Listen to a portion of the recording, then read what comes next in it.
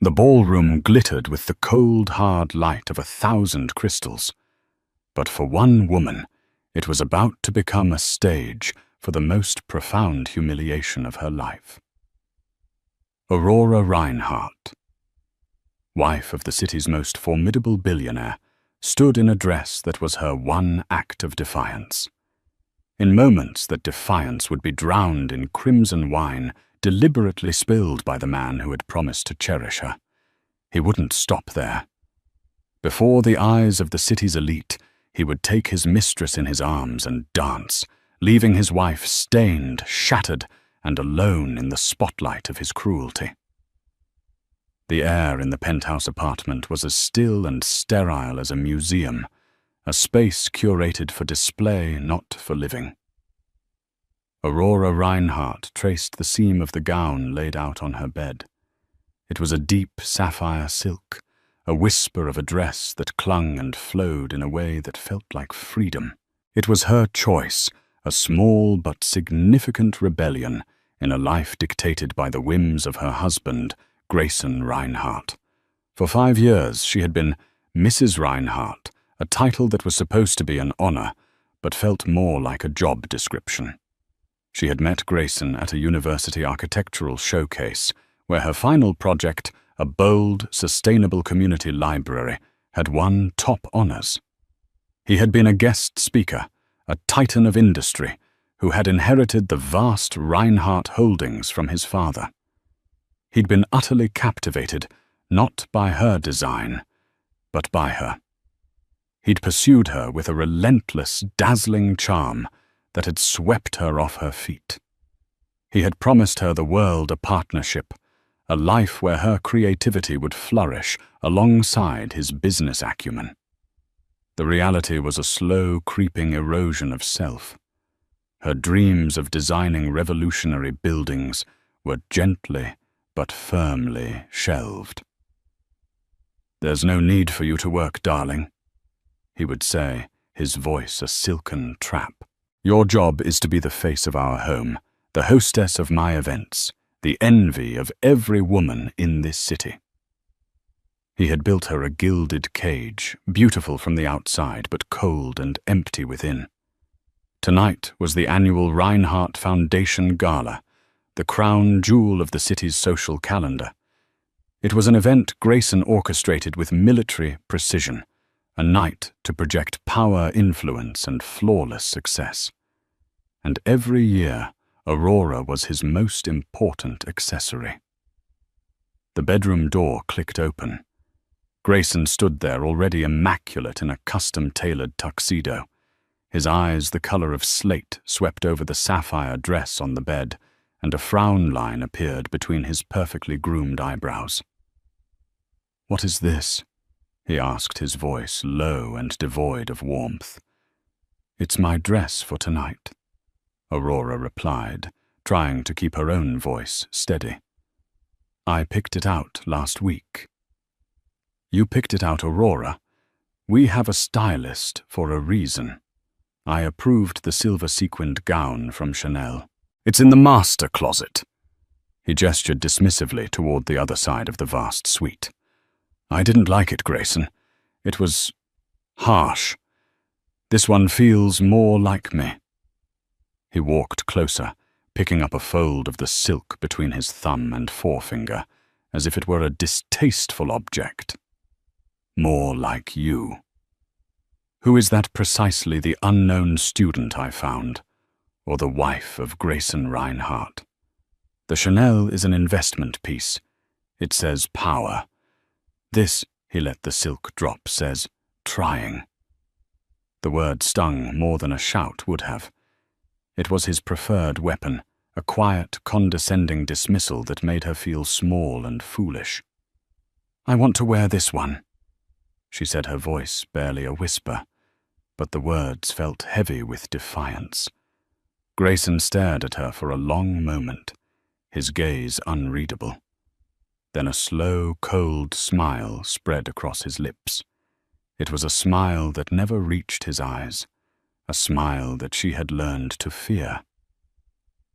"Fine," he said, the word clipped.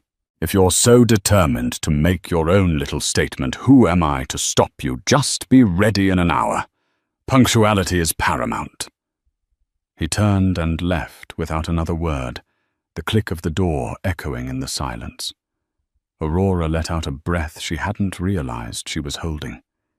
It was a victory, but a hollow one. She knew Grayson too well. He never simply conceded a point. He would find a way to make her pay for this small act of independence. An hour later, as she descended the sweeping marble staircase of their penthouse, she saw him waiting by the door. His eyes raked over her from the simple diamond studs in her ears to the hem of the sapphire dress. He said nothing, merely offered his arm. His touch was audible, even through the fabric of his suit. The ride to the Gala was silent. Aurora watched the city lights blur past the window of the Rolls-Royce, a glittering tapestry of lives she could only imagine. She felt a knot of dread tighten in her stomach. Grayson's silence was always more menacing than his anger. As they pulled up to the grand entrance of the museum, where the Gala was held, a flurry of flashes erupted from the assembled paparazzi. Grayson's public persona snapped into place. The charming smile appeared, the easy confidence radiated from him. He helped her from the car, his hand warm on her back now, a possessive, performative gesture for the cameras. "Smile, darling," he murmured, his breath close to her ear. "You're a Reinhardt. You have everything you could ever want." As they walked the long red carpet, Aurora put on the mask she had perfected over the years. She smiled until her cheeks ached, her posture perfect, her every move a study in graceful elegance. But beneath the surface she felt a tremor of fear. Tonight was different. The sapphire dress was a declaration, and she knew with a certainty that chilled her to the bone that Grayson was preparing his response. The gilded cage was about to become an arena, and she was the one who would be thrown to the lions. The grand atrium of the Museum of Modern Art had been transformed into a celestial wonderland. Thousands of fairy lights were strung from the vaulted ceiling, mimicking a star-filled sky. Crystal-laden tables groaned under the weight of floral arrangements and gleaming silverware. The air hummed with the conversations of the city's most powerful people bankers, politicians, tech moguls and socialites, all orbiting the gravitational center that was Grayson Reinhardt.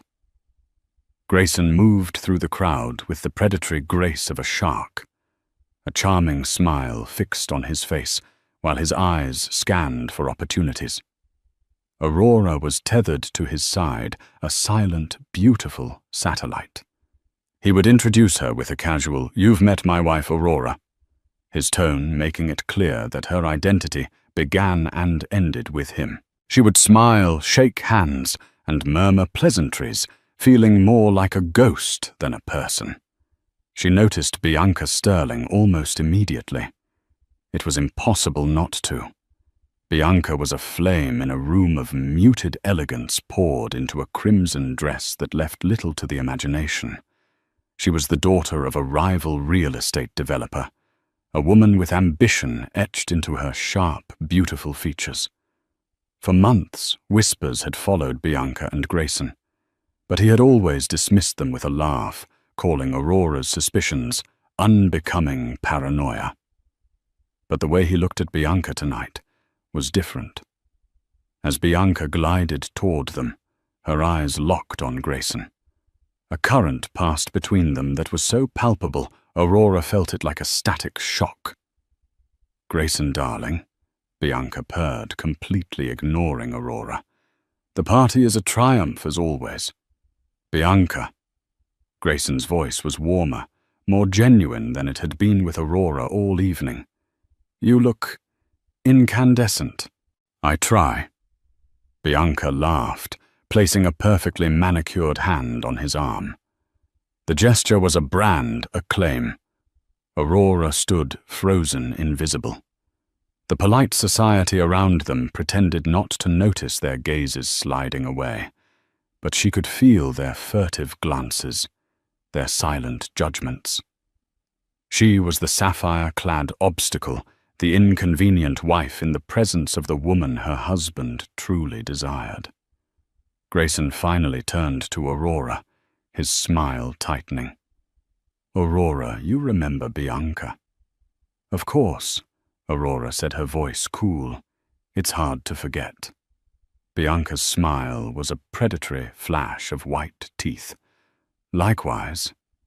That's a simple dress, Aurora. Very understated."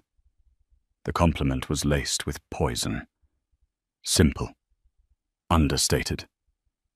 In this room, those words meant plain. Unimportant. Before Aurora could respond, Grayson steered the conversation away, launching into a discussion about a recent acquisition. He kept Bianca's hand on his arm, effectively creating a closed circle that excluded his own wife. Aurora took a step back, the humiliation a hot flush creeping up her neck. She needed to escape, if only for a moment. "Excuse me," she murmured, slipping away from the group. Neither of them seemed to notice her departure. She found a quiet alcove near the terrace, taking a glass of champagne from a passing waiter. Her hand trembled slightly. She took a deep, calming breath, the cool night air a balm on her heated skin. She watched her husband from a distance. He was laughing with Bianca, his head bent close to hers, his entire body language screaming intimacy and affection. It was a public declaration of his affair, a spectacle designed to wound. After several long minutes, he seemed to remember her existence.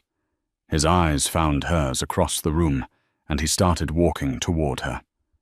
Bianca remained behind a smug, triumphant look on her face. For a wild, foolish moment, Aurora felt a flicker of hope. Maybe he was coming to apologize. Maybe he'd seen the pain in her eyes. He stopped in front of her, his expression unreadable. He picked up a glass of red wine from a nearby table, a deep blood-red Merlot. "Having a nice time, darling?" he asked, his voice deceptively soft. "It's a wonderful event, Grayson," she said, choosing the safe, neutral response. "Is it? I was worried you were feeling left out, especially in that dress." He swirled the wine in his glass, the dark liquid clinging to the sides. "You wanted to make a statement tonight, didn't you? To be seen as your own person." The malice in his voice was unmistakable now. The knot of dread in her stomach tightened into a cold, hard stone. "I just wanted to feel like myself," she whispered. "Yourself," he scoffed. He took a step closer, his body blocking her from the view of most of the room. "Let me tell you who you are. You are Mrs. Grayson Reinhardt. You exist because I allow you to. Your name, your status, your entire world. It's all a gift from me. And you are a deeply, deeply ungrateful recipient." His movement was sudden, a deliberate, jarring stumble. The entire glass of red wine tilted, and the dark, viscous liquid cascaded down the front of her sapphire dress. It was like a fatal wound, a blossoming crimson stain that spread across the delicate silk, destroying it completely. A collective gasp rippled through the guests nearest to them. "Oh my goodness!" Grayson exclaimed, his voice dripping with false concern. "How clumsy of me. I am so sorry, Aurora. You must have bumped into me." He was blaming her, in front of everyone. The lie was so blatant, so cruel, that it stole the air from her lungs. She looked down at the ruin of her dress, the wine soaking through to her skin, cold and sticky. Then she looked up at his face. There was no apology in his eyes, only a cold, triumphant glint. He had won. He had punished her for her defiance and reasserted his dominance. He pulled a silk handkerchief from his pocket and began to dab uselessly at the massive stain, making it worse. "Here, let me help. This is a complete disaster. You're a mess." His words echoed in her head. "You're a mess." He finally stopped sighing dramatically. "Well, that's ruined. You should probably go home and get changed, darling. No need to make a scene." And then came the final devastating blow. He turned his back on her, leaving her standing there, stained and humiliated. He walked directly back to Bianca, who was watching with a wide, victorious smile. He took her hand, raised it to his lips for a theatrical kiss, and then led her onto the dance floor as the orchestra swelled into a romantic waltz. The room spun. All eyes were on Aurora. She saw the pity, the morbid curiosity, the whispered gossip behind elegant hands. Grayson didn't even glance back. He held Bianca close, laughing and whispering in her ear as they twirled under the starlit ceiling. The crimson of Bianca's dress, a perfect cruel match to the stain on Aurora's. In that moment, something inside Aurora broke. The love she had once felt, the hope she had clung to it all, shattered, leaving behind only the sharp, cutting edges of betrayal. She was not just a wife to him. She was a prop to be used and discarded. He hadn't just spilled wine on her dress. He had tried to spill it on her soul, to stain her very being with shame. With a strength she didn't know she possessed, she straightened her spine. She held her head high, ignored the sea of staring faces, and walked. She didn't run. She walked with deliberate, measured steps through the heart of the ballroom, past her dancing husband and his mistress, and out into the cold, unforgiving night, leaving the gilded cage behind, for good. The cold night air was a shock after the overheated ballroom. Aurora walked without a destination, her mind a maelstrom of shock and white-hot fury. The city lights blurred through the tears she refused to let fall. She ignored the doorman's concerned call, walking past the line of limousines and town cars, her ruined dress a flag of her public disgrace. She didn't know how long she walked, but eventually the sounds of the city's pulse brought her back to herself. She found herself standing in front of the St. Regis, a bastion of old-world elegance and quiet discretion. On impulse, she pushed through the heavy brass doors and entered the lobby. She bypassed the check-in desk and slipped into the hotel's legendary King Cole bar. The bar was an oasis of calm. Dark wood, soft lighting, and the low murmur of civilized conversation. She found a small, secluded booth in the corner and slid into the leather seat, finally allowing herself to become small to wrap her arms around herself. The massive wine stain on her dress felt like a brand. A waiter approached, his expression professionally, neutral though his eyes flickered to the stain. "May I get you something, madam?"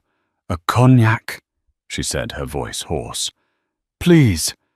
When the drink arrived, she held the heavy snifter in her hands, letting the warmth seep into her cold fingers. She didn't drink, just stared into the amber liquid, replaying the scene at the Gala over and over. Grayson's cold smile, the deliberate stumble, the triumphant look in Bianca's eyes, the pitying stares of the guests. A brutish act for a brutish man. The voice was deep and resonant, startling her. She looked up to see an elderly gentleman standing by her table. He was impeccably dressed in a tweed jacket, his hair a shock of silver, his face lined with the kind of wisdom and authority that is earned, not inherited. He held a glass of what looked like whiskey. "I beg your pardon," Aurora said, her defenses immediately rising. "May I?" he asked, gesturing to the seat opposite her. She gave a hesitant nod, too stunned to refuse. He settled into the booth with a quiet grace. "I was at the Gala. I saw what Mr. Reinhardt did. There was nothing accidental about it."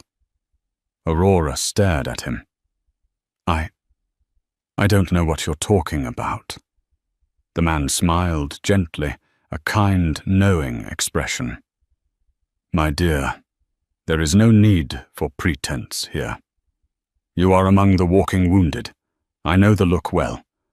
My name is Desmond Galloway." The name registered with a jolt. Desmond Galloway was a legend, a recluse.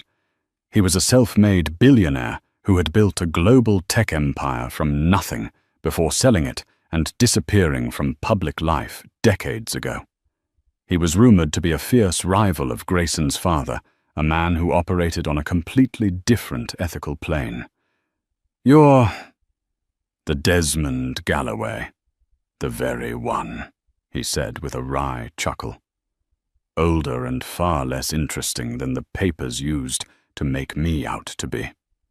I make a rare exception for the Reinhardt Gala every year.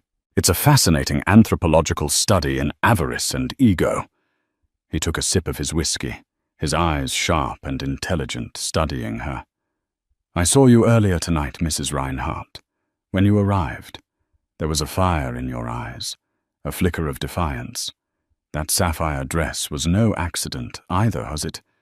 Aurora was taken aback by his perception. "No," she admitted, her voice barely a whisper. "It wasn't." "I thought not." He nodded. "Grayson is his father's son. He sees people not as souls, but as assets on a balance sheet.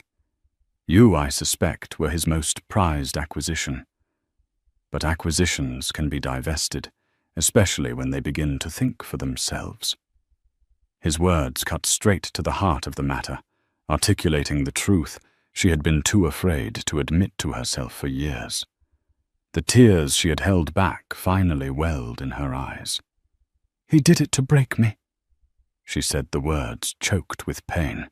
"To show everyone that I belong to him, that he can damage me and discard me whenever he pleases." "And did he succeed?" Desmond asked, his gaze steady and intense. The question hung in the air between them. Did he succeed? She felt broken, humiliated, shattered. But as she looked at this stranger, who saw her not as a victim, but as a person, a flicker of the fire he'd mentioned earlier rekindled.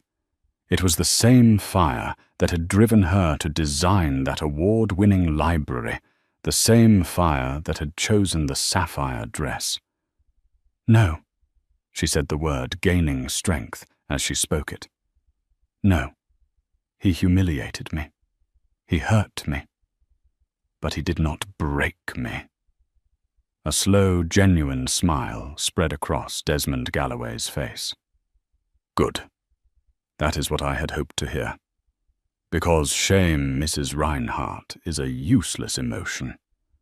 But anger can be a magnificent fuel. It can build empires. Or, in the right hands, it can tear them down." He leaned forward slightly, his voice dropping to a conspiratorial tone. "I've been watching Reinhardt Holdings for a long time. Grayson is arrogant and sloppy. He believes he is untouchable. People like that always leave themselves exposed." He paused, letting his words sink in. "You have an architect's mind, do you not? You see the world in terms of structure design and integrity. You know that even the most imposing skyscraper can be brought down if you compromise its foundation." Aurora's heart began to beat faster. This was no ordinary conversation. This was something else entirely. "What are you suggesting?" "I am suggesting," Desmond said, his eyes twinkling with a dangerous light, "that you have a unique opportunity. You have an insider's knowledge of the man, and you have a reason to want justice. I have resources and a deep-seated dislike for everything the Reinhardt name represents. It strikes me that we might have a common interest." He placed a simple, elegant business card on the table. It contained only his name and a private phone number. "Go home, Mrs. Reinhardt. Not to his penthouse, but to a place of your own choosing. Take a day. Let the anger settle into resolve. And when you are ready to stop being a victim and start designing your own future and perhaps his downfall, you call me. I have a project in mind that might just interest an architect of your caliber." He stood up, gave her a small, respectful bow, and left the bar as quietly as he had entered. Aurora sat there for a long time, the cognac untouched her gaze, fixed on the small white card. The air in the bar no longer felt oppressive. It felt charged with possibility. The crimson stain on her dress no longer felt like a mark of shame. It was a declaration of war. Desmond Galloway had offered her a lifeline, but it was more than that. He had offered her a blueprint for revenge. The next morning, Aurora woke up on the crisp linen sheets of a suite at the Cent. Regis booked under her maiden name, Aurora Cole. The first light of dawn streamed through the window, illuminating the sapphire dress, now dry and stiff, draped over a chair. It was an ugly, painful reminder, but she didn't hide it away. She looked at it as a soldier might look at their battle scars, a testament to what she had survived. The first call she made was not to Desmond Galloway, but to Nina Vance, the most ruthless divorce attorney in the city. Nina's reputation was legendary. She was known for dismantling the empires of powerful men who mistreated their wives.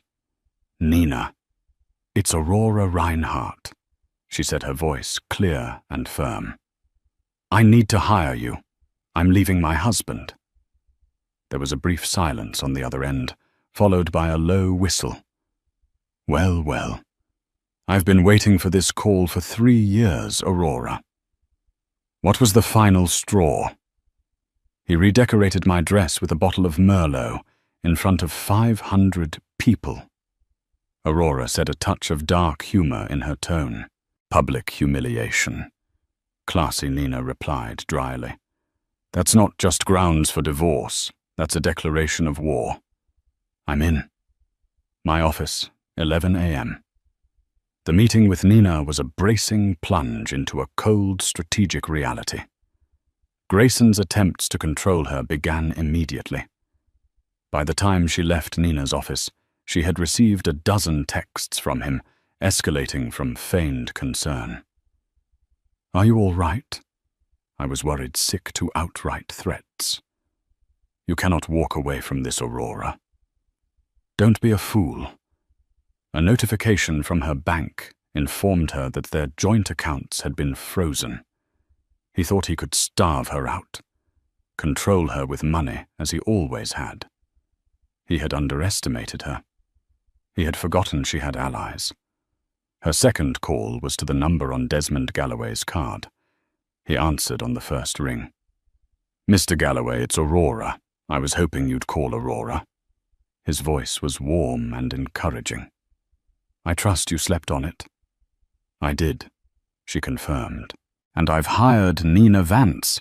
My assets are already frozen." Predictable Desmond chuckled. "A bully's first move is always to the wallet. Don't worry about that. I'm transferring a starting fund to an account under your name. Consider it a retainer for your services. Now about that project I mentioned. Are you free to meet this afternoon?" They met in a discreet private club, the kind of place so exclusive it didn't even have a sign. In a leather-bound room that smelled of old books and ambition, Desmond laid out his proposal. Every year, he began the City Hosts, the prestigious International Architectural Guild Awards. The most coveted prize is the Building of the Year Award. For the last decade, a project funded or designed by Reinhardt Holdings has won. It's a point of extreme pride for Grayson. It validates his belief that he is a visionary, a builder, not just a man who inherited a fortune. Aurora nodded. She knew the awards well. She used to attend them with Grayson, watching him accept accolades for soulless glass and steel monstrosities. This year, Desmond continued leaning forward. I want to sponsor a competing project. A project with soul. A project with a purpose.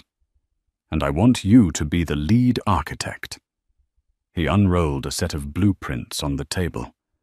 They were for a large, dilapidated warehouse in a neglected part of the city. This is the old waterfront textile mill. I own it. I want to transform it into a state-of-the-art community arts center. The Phoenix Center, I thought we could call it. A place for underprivileged artists, musicians, painters, sculptors, to have studios, performance spaces, and galleries. A place of creation and rebirth, funded entirely by my foundation. Aurora's breath caught in her throat. It wasn't just a building. It was a dream. It was the kind of project she had fantasized about before her own ambitions had been suffocated. It was meaningful, beautiful, and deeply human. "You want me to design this?" she asked, her voice trembling slightly. "I don't want you to design it, Aurora. I need you to," Desmond said, his gaze intense. "This project needs a visionary. It needs someone with passion, someone who understands what it means to be silenced and to fight for a voice. This is your chance to create your masterpiece right in Grayson Reinhardt's backyard. We will build a monument to creativity and resilience, and we will enter it for the Building of the Year award. We will challenge him on his own turf." The brilliance of the plan was staggering. It wasn't just about personal revenge. It was about professional annihilation. To beat Grayson at the one thing he believed he was good at, to steal the prize he saw as his birthright, would be a blow far more devastating than any divorce settlement. "He will fight it," Aurora said, already thinking through the logistics. "He has half the city council in his pocket. Zoning permits construction licenses."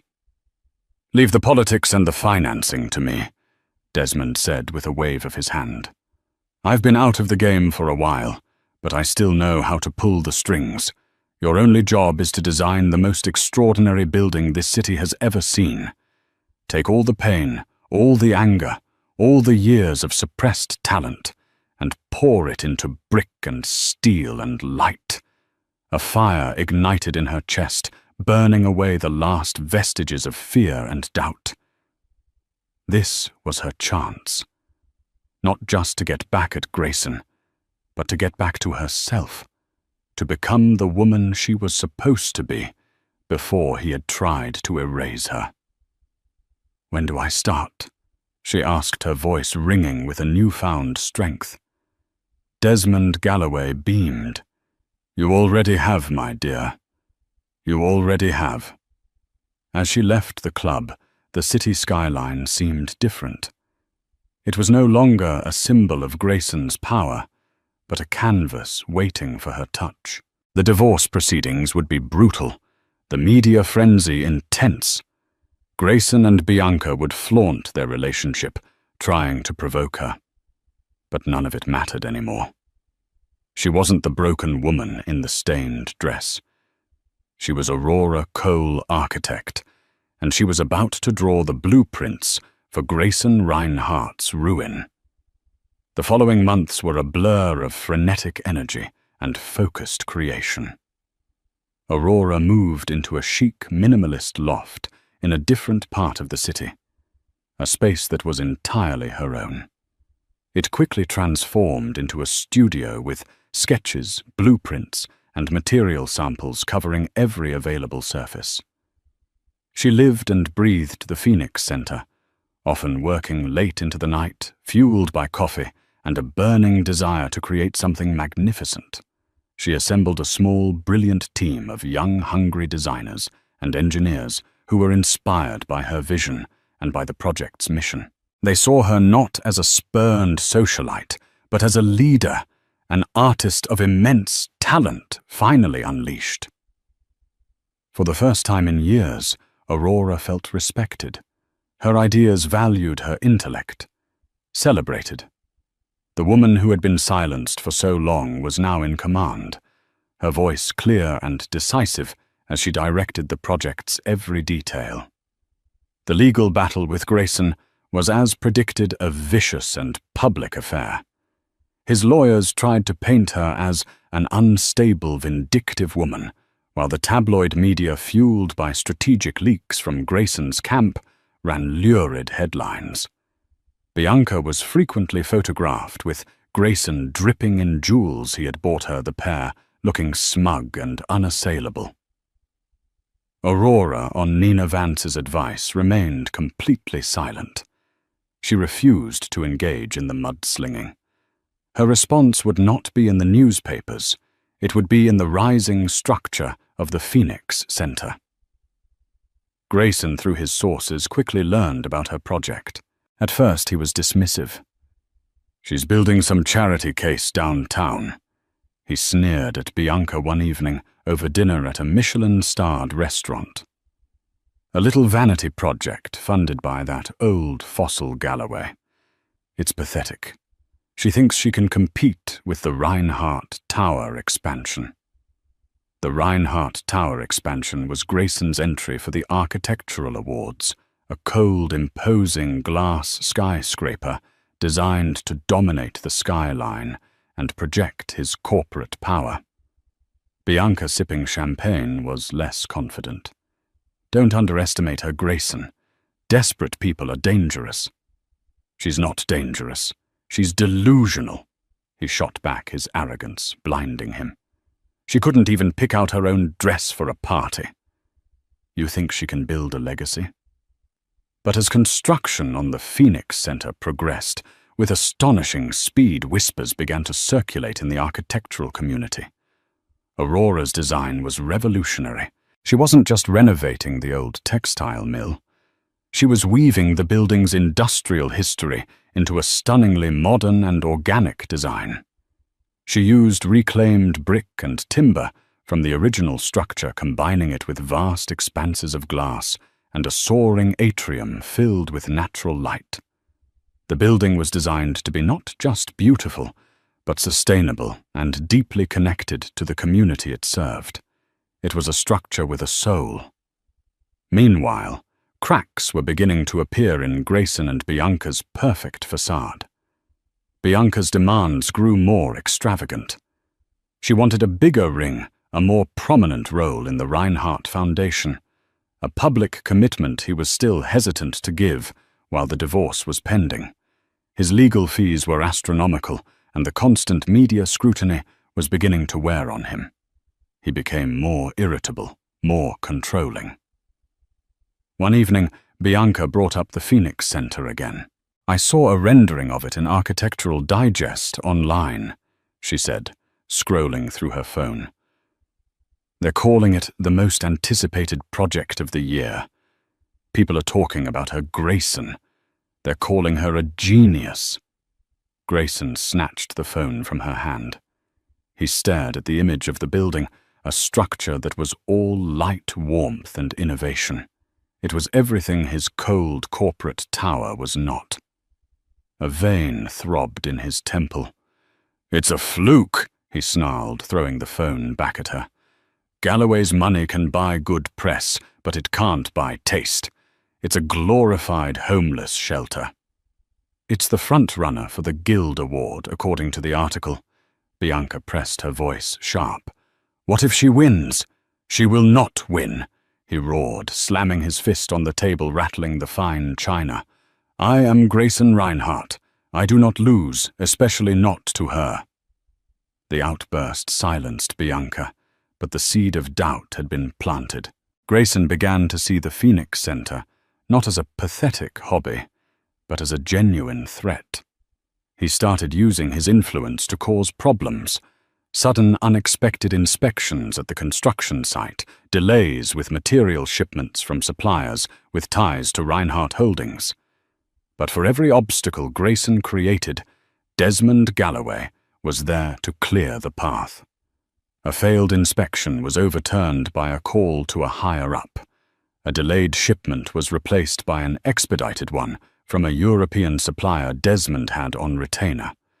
The battle was fought not in the courts or the tabloids, but in the shadows of logistics and influence. Aurora remained above the fray, her focus unwavering. As the final panes of glass were installed and the interior spaces took shape, she walked through the atrium of the Phoenix Center. Sunlight streamed through the skylights, illuminating the warm brick and polished wood. She could already hear the echo of music, imagine the vibrant art that would soon hang on the walls. She had poured all of her pain, her anger, and her hope into this place. It was more than a building. It was her resurrection. She had taken the ugliest moment of her life and transformed it into something beautiful and enduring. Grayson had tried to ruin her with a stain, but she had built a landmark. The Gala was a distant memory, a nightmare from another life. The woman who had fled in shame was gone. In her place stood the architect of the Phoenix, ready to watch it rise from the ashes. The night of the International Architectural Guild Awards was exactly 1 year to the day since the gala. The venue was the same, the Museum of Modern Art, but for Aurora Cole, the world had been remade. She arrived not on the arm of a powerful man, but on her own, a woman of substance and acknowledged talent. She stepped out of the town car, not into a barrage of pitying whispers, but into a respectful hush, followed by the excited clicks of cameras. The tabloids had been replaced by reporters from esteemed architectural journals and cultural magazines. Her name, Aurora Cole, was on everyone's lips. Her dress tonight was not a weapon of defiance, but a statement of self. It was a gown of burnished gold, structured and elegant, echoing the lines of her own celebrated design. It radiated confidence, not vulnerability. As she walked the red carpet, she saw Grayson and Bianca arriving behind her. Grayson's face was a thunderous mask of fury. Bianca, clinging to his arm, looked pale and anxious, her crimson dress from the year before, now looking garish and desperate. Inside, the atmosphere was electric. The room was buzzing with talk of the two main contenders for the Building of the Year award, the colossal corporate Reinhardt Tower and the soulful, innovative Phoenix Center. Aurora was immediately surrounded by well-wishers and admirers, fellow architects, critics and artists, who would soon call her building home. She found Desmond Galloway near the podium, looking at her with immense pride. "You have them running scared, my dear," he said, his eyes twinkling. "I haven't seen a Reinhardt look that apoplectic since his father lost a bidding war to me in '98. "This isn't over yet," Desmond Aurora cautioned, though. A smile touched her lips. "Oh, but it is," he replied softly. "Winning the award is just the flourish at the end. You've already won. Look around. You have their respect. You have your name back. And you have created something that will last." The presentations began. Grayson went first. He strode to the stage with his usual arrogance, delivering a slick, polished speech about maximizing vertical real estate and shareholder value. The renderings of the Reinhardt Tower were impressive in their scale, but they were cold, generic, and devoid of humanity. It was a monument to money. Then it was Aurora's turn. A quiet fell over the room as she walked to the podium. She didn't use flashy graphics or corporate jargon. She simply spoke from the heart. A building is more than just a structure. She began, her voice calm and clear, resonating through the large atrium. It is a container for human experience. It is a shelter for our dreams, a stage for our lives, a repository for our memories. It should not dominate a community. It should serve it. It should not intimidate. It should inspire. She spoke about the history of the old textile mill, about the lives of the workers who had once filled its halls. She talked about her vision of transforming a place of forgotten labor into a place of vibrant creation.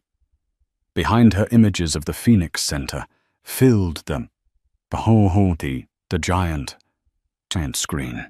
Not sterile renderings, but photographs of the finished space filled with light and life. She showed the sun-drenched painters' lofts, the state-of-the-art recording studio, the intimate performance hall with its perfect acoustics, and the grand, welcoming atrium. We called it the Phoenix Center, she continued, because it represents the idea that beauty can rise from neglect. That purpose can be found in what was once discarded. That a strong foundation is not about how high you can build, but about how deeply you connect to the ground you stand on. She didn't mention Grayson. She didn't have to. Every word was an indictment of his philosophy, his soulless ambition. Her final slide was a simple, powerful photograph of the building at dusk, its windows glowing with warm light, a beacon of hope in its revitalized neighborhood. The greatest honor of my career, she concluded, her gaze sweeping across the captivated audience, has been to create a space not for profit or for ego, but for people. A place with a soul. Thank you. The room erupted. It wasn't just polite applause. It was a thunderous standing ovation. It was a roar of approval for her work, for her vision for her. Aurora looked out across the sea of faces and saw him. Grayson was still seated, his face pale with shock and rage, his hands clenched into white-knuckled fists on the table. Bianca sat beside him, looking utterly defeated. In that moment, Aurora knew that Desmond was right. The award didn't matter. She had taken the stage that had been the scene of her greatest humiliation and had commanded it. She had silenced the whispers and replaced them with thunderous applause. She had faced the man who had tried to break her, and had shown him and the entire world what she was capable of building. The unveiling was complete, not just of a building, but of her true self. Whatever came next was merely a formality. The hour that followed Aurora's presentation felt both fleeting and eternal. The air in the grand atrium was thick with anticipation as the judges deliberated. The initial buzz of conversation had quieted to a low, tense hum. Aurora sat at a table with Desmond and her design team, accepting their quiet words of encouragement, but feeling strangely serene. Across the room, Grayson's table was an island of hostile silence. He drank whiskey after whiskey, his glare fixed on the stage, while Bianca nervously shredded a cocktail napkin into a pile of confetti. Finally, the president of the Architectural Guild, an esteemed elderly woman named Helen Dubois, walked to the podium. Every year, this award recognizes a project that not only excels in design and innovation, but also contributes profoundly to the fabric of our city. She began, her voice echoing through the silent hall. This year, the choice was both incredibly difficult and in the end remarkably clear. We had two titans of architecture in contention, one representing the power of the corporate skyline, the other the heart of the community. Grayson sat up straighter, a flicker of his old arrogance returning. He had won for 10 years straight. He couldn't conceive of a world where that would change. While the technical achievement of the Reinhardt Tower expansion is undeniable, Helen continued, true architecture must be measured by its impact on human lives. It is for its breathtaking beauty, its innovative use of historic space, and its profound commitment to the soul of our city that the judges have made a unanimous decision." She paused, opening the golden envelope. The entire room held its breath. "The Building of the Year award goes to the Phoenix Center, designed by Aurora Cole." For a moment, there was absolute silence, followed by an explosion of applause that shook the very foundations of the museum. Aurora's team erupted in joyous shouts, hugging her and each other. Desmond gripped her shoulder, his eyes shining with pride. Aurora felt a wave of emotion so powerful it almost buckled her knees. Gratitude, vindication, and a deep, resounding joy. She made her way to the stage in a daze, the heavy, beautiful award feeling surreal in her hands. She gave a short, heartfelt speech, thanking Desmond, her team, and the community that had embraced the project. As she spoke, her eyes found Grayson. He looked as though he had been struck by lightning. The blood had drained from his face, leaving it a ghastly white. He was staring at her, his expression a toxic cocktail of disbelief, hatred, and utter defeat. As Aurora returned to her table, a hero's welcome awaiting her, a commotion started near the entrance of the ballroom. A small group of people in dark conservative suits had entered, led by a man with a grim, determined expression. They were not guests. They moved with an unnerving purpose, making a direct line for Grayson Reinhardt's table. Two of them flanked Grayson, speaking to him in low, urgent tones. One of them slid a document across the table in front of him. A journalist near the scene, sensing a major story, raised his phone to start recording. Grayson Reinhardt, the lead agent, said, his voice loud enough to carry in the sudden quiet. "I'm Agent Miller with the SEC. We have a warrant for your arrest on multiple counts of securities fraud and embezzlement." A collective gasp went through the room. Grayson shot to his feet, his face contorted in a mask of fury. "This is ridiculous. It's a mistake. You have no idea who I am." "Oh, we have a very clear idea, Mr. Reinhardt," Agent Miller said calmly. "We've been investigating your company's finances for the past 6 months, thanks to a very detailed and credible tip from a source who has been aware of your father's creative accounting for years. It seems you carried on the family tradition." Grayson's eyes darted around the room, finally landing on Desmond Galloway, who gave him a small, polite nod. The realization dawned on Grayson's face. This was no coincidence. The project, the award, the arrest, it was all a coordinated attack. Bianca, seeing her entire future dissolving before her eyes, made her choice. She stood up, snatched her purse, and took a deliberate step away from Grayson.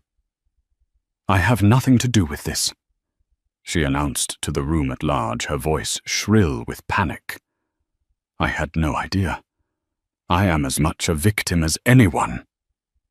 She turned and all but ran from the ballroom, abandoning him without a second glance. The final betrayal seemed to shatter what little composure Grayson had left. "You," he roared, pointing a trembling finger at Aurora. "This is you. You did this."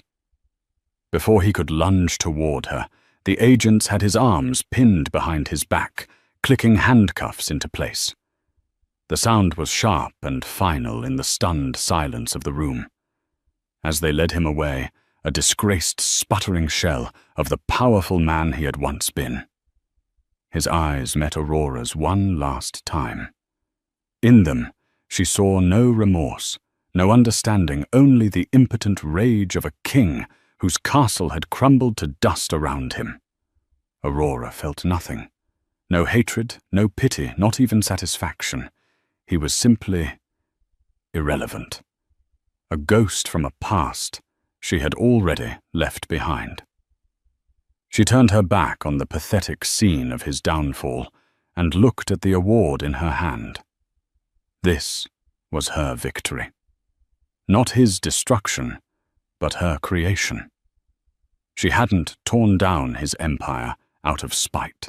She had simply built a better one, founded on integrity, passion, and light. The karma that had found Grayson Reinhardt was a consequence of his own actions, a bill that had finally come due. Her future was not about him. It was about the next building, the next project, the next dream. It was a future she would design herself. Aurora Reinhardt's story is a powerful testament to the fact that our greatest creations can be born from our deepest wounds. When faced with public humiliation and betrayal, she didn't crumble. Instead, she channeled her pain into purpose, rediscovering the strength and talent that her cruel husband had tried so desperately to extinguish. She proved that true power isn't about inherited wealth or a famous name. It's about integrity, resilience, and the courage to build a new foundation, even from the ashes of a life burned to the ground. Grayson and Bianca faced the swift and brutal consequences of their actions, a public downfall that mirrored the private pain they had inflicted. Aurora, on the other hand, found her ultimate revenge not in destruction, but in creation, building a legacy that would outshine theirs forever. What did you think of Aurora's journey? Let us know in the comments below.